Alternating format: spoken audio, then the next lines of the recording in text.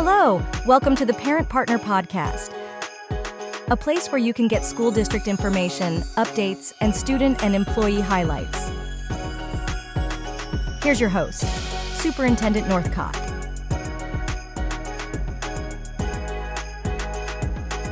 Good morning, everyone. This is episode 3 of the Parent Partner Podcast. Today, my guest is Shay Mosley, high school English teacher.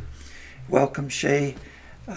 Let's begin our conversation today and take you back to maybe your childhood, but where did your interest in books, literature, writing, where did all that begin? When I was younger, my mom read to me all the time, and that was like just a part of my childhood. But honestly, in high school, English was not my favorite subject. And how I ended up going into English is I had a really amazing humanities teacher in high school, and she was probably one of the toughest teachers in the school. But the way she taught just really challenged me, and just the content was so interesting, I fell in love with it. So when I started to go into teaching, I really actually wanted to go into teaching humanities, but then I found out that that wasn't really a teaching major that I could get, and so the closest thing that I could get was English with an art history minor. Yes, and I'm glad you mentioned the art history, because I remember that's part of your resume, that you did do some of that humanities work. But so tell us more about then the English pathway. So when I got into college and I started going to my college courses, of course I had to take a lot of English classes, and that's really where my love for literature came in, like I discovered it, because my instructors really encouraged us to question and to kind of internalize the stories and find our own meanings in them. And there was a lot of group work that we would do, and what I love about English and language arts is that there's not just one right answer, and there's a lot of different pathways that you can explore to find what's right for you. From those novels that were so important, can you pick out 1 or 2 or 3 from back then that really hit you, really changed your life? So I love the classics. Pride and Prejudice, I don't know if it really taught me life lessons, other than Elizabeth is amazing, and Jane Austen's funny. But I loved Les Mis. That was a great one. I loved Tale of Two Cities. And those ones are the ones that spoke to me more on, I guess, an emotional level, just to find the history that was involved in them and how much I could learn, not only just good literature, but about the past as well. And just really in-depth themes that obviously they're good. They've been around for a really long time. Yes. So. Victor Hugo's Les Mis speaks to my heart also. Yeah. We're kindred spirits on that one. So then, as you then finished your college work, then you translated this into a career. Mm-hmm. Where did you start your teaching career? I actually finished up my college in Arizona, and I started my career teaching 7th grade language arts at Page Middle School. And I was there for 1 year, and then my husband got a job in Salt Lake, and so we moved to Davis County, and I got a job teaching 9th grade English at West Point Junior High, and I taught there for 3 years. And then we made the move to Dutch John. And I remember the day that you came to my office and told me who you were and said, "What can you give me?" And so tell me about that transition also. Yeah, it was a culture shock. At West Point, I went from teaching about 200 kids to class sizes of less than 20, and sometimes maybe 7. But West Point really taught me a lot, because I was just a new teacher. It was my 2nd year of teaching. One thing that I really got from West Point was just the community of English teachers, because we had a whole department. Correct. And so I had just a lot of guidance. I had some really good teaching partners that taught me a lot. And so I really do feel like I kind of found what kind of teacher I wanted to be while I was there. And then when I came here, it was a completely different experience. And so I had to translate that to smaller class sizes. But now teaching the gamut, all grades, yes, 7 through 12, sometimes not 12, just depending on what the enrollment was. So that was a much wider experience than your West Point experience. Yes, because at West Point I taught 7 classes of English 9 all day. The same grade. Yeah, and then here I came into it and I was teaching 7th grade English and reading and high school English, and I think even a history class. Yes, early on, yes. Yes. Yeah, you're like, oh yeah, you have some art history credit. History. History, yeah, there you go. Yes, we use everyone's skill. Yeah. Every skill you've got, we deploy it somehow. Yes.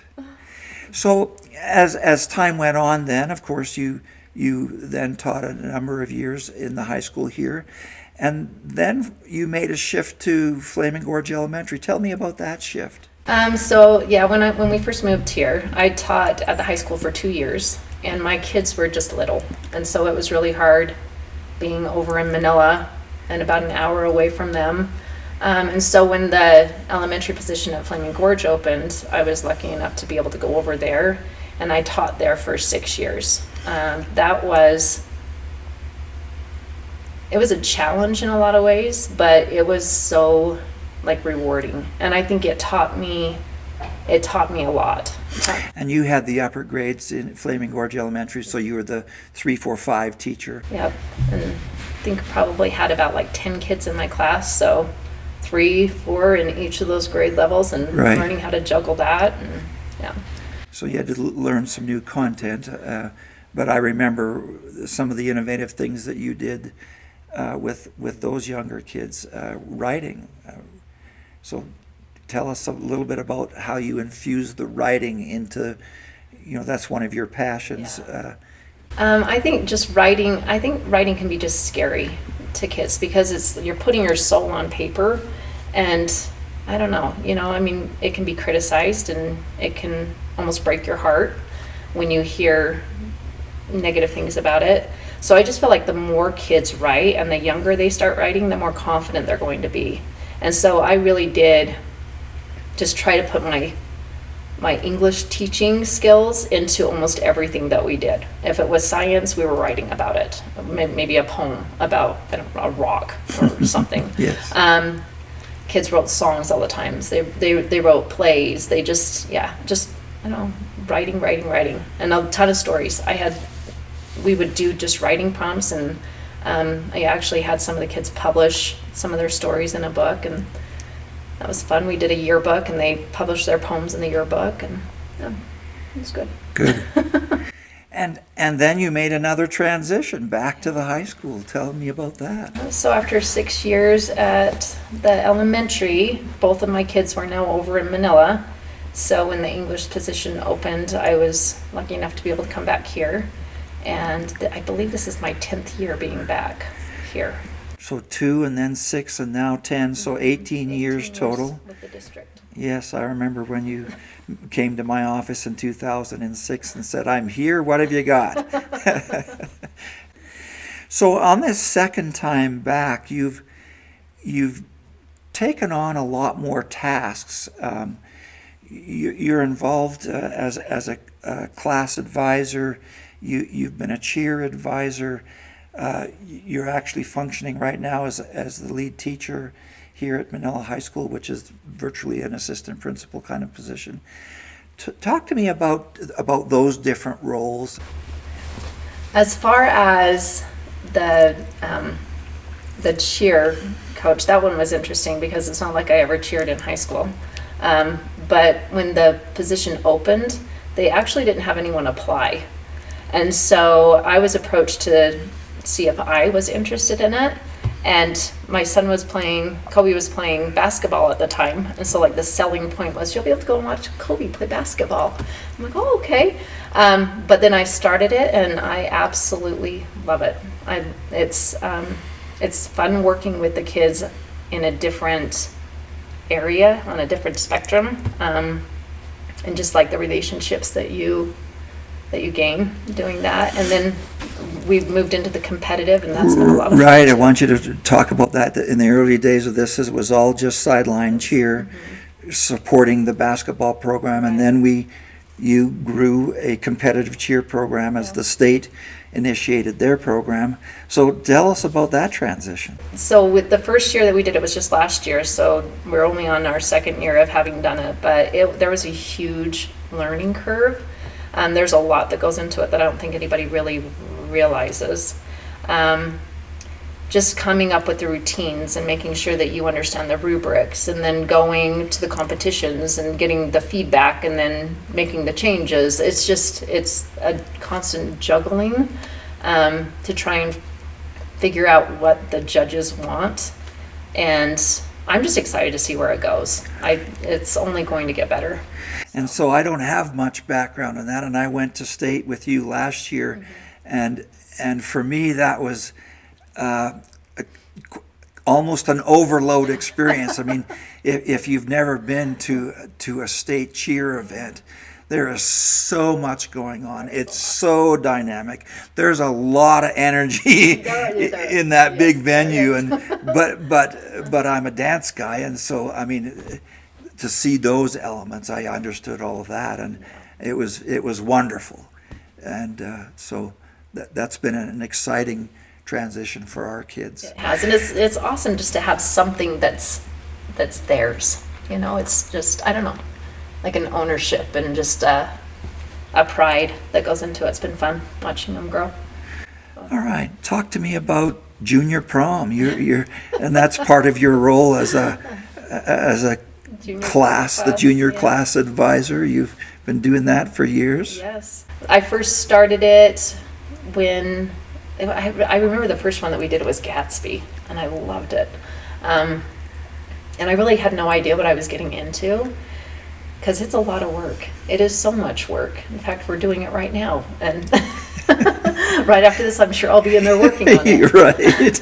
I don't know, but there's a process. You know, I mean, it's gotten easier and easier every year, and we've done some really fun themes. This year, we're doing Prom City, and the whole gym's going to be lit up in neon and colored lights. It'll be fun. Yeah. So.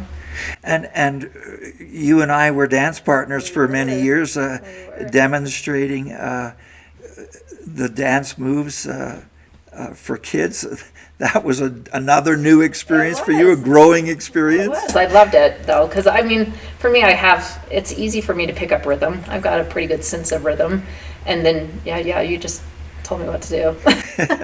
And by the way, she's a great follower, so that's really easy. And then you've also had a role the last couple of years as a lead teacher here, and we've been giving you exposure to the leadership roles. And tell me how that's been. It's been good.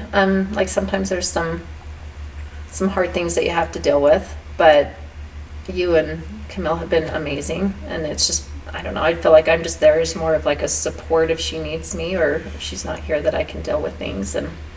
But I appreciate the guidance that I've received from you and from her. So. And we have a good leadership team here in terms of and Shiloh's involved with that, and Kim as a school secretary. We have a leadership team that we help each other with a lot of those things, and you're right, there sometimes are some really hard things, but we have to do those things too. So, well, it's been wonderful talking to you, Shay. You and I have been friends for 18 years now, and so we've got a great collegial relationship. For those of you that are watching, thank you again for joining us in this podcast. The next podcast in 2 weeks will be a review of the legislative session and how some of the new rules and laws will be affecting Daggett School District. Thank you so much for watching. Glad that you're here, and please join us again. Thank you.